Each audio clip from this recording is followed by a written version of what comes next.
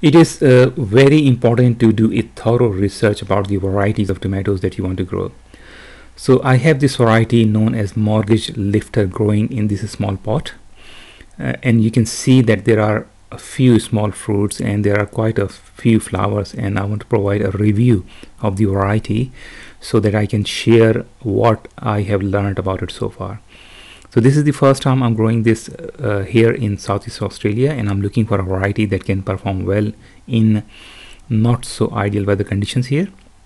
The main reason for testing this variety is its promising high yields. This apparently is a very successful variety of tomatoes, was recently tested in Southern Australia, where the average yield was 17 kg per plant, which is truly impressive.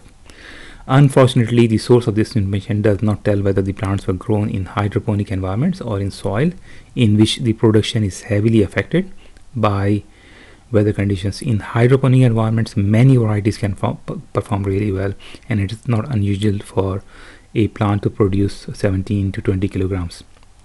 But hydroponic can be extremely expensive for a small hobby gardeners and require a lot of time and dedication, and it is not for a small hobby gardener, in my opinion at least. Mortgage lifter tomatoes were developed by William Esler of West Virginia, USA in 1920s. The quantity of the fruit per plant and the size of the fruit, the unique taste and the picture perfect shape of the fruit made it so successful that he was successfully able to sell this variety for $1 each plant, which used to be a big amount of money back in those days. And he made so much money that he paid off his mortgage within a few years, and thus I guess it was $6,000 back then. So he made so much money that he paid off his mortgage within a few years, and thus the variety is named as mortgage lifter. The plants are indeterminate growers and come to maturity within 70 to 85 days after transplanting. The term indeterminate refers to the varieties of tomatoes that grow and keep producing fruit until killed by frost. The fruit can be picked up many times during the season as it ripens. This is in contrast to determinate varieties which grow first and set all their fruit at the same time. All tomatoes mature at the same time and then plants die off. Indeterminate varieties are also called vining tomatoes. Indeterminate varieties such as mortgage lifter require substantial caging or staking for support, and pruning and the removal of sucker is practiced by most growers. Otherwise, plants grow wildly, which potentially can decrease the size and quality of the fruit and the size of the yield as well. Some growers do not like to keep more than 2 or 3 branches, which are trained to grow vertically up on stakes or on cages, and extra suckers and branches are removed on a regular basis to produce high quality and quantity of fruit. Mortgage lifter tomatoes are known for their sweet, rich flavor and extraordinary size, sometimes reaching 900 grams in weight, which is a bit less than 1 kilogram, and this happens in ideal conditions.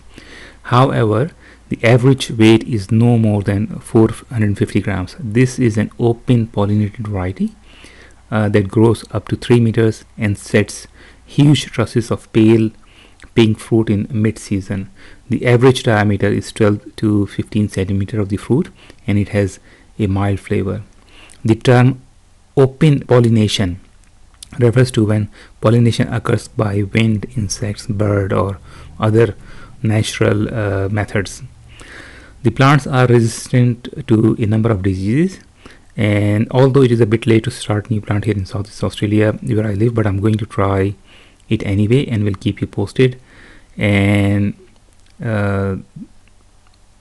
this time I'll grow some on the ground.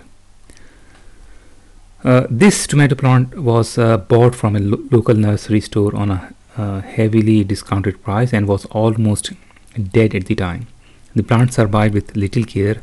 Note that there is also another fruit vine growing in the same pot, and the pot is not big enough to support 2 heavy feeders. This is a rare and difficult to grow variety of melon. Probably one of my children put some seeds in the pot and the plants started growing. I really do not want to sacrifice any of the plant but will let both of them grow until I decide which one I really have to destroy. Thank you very much.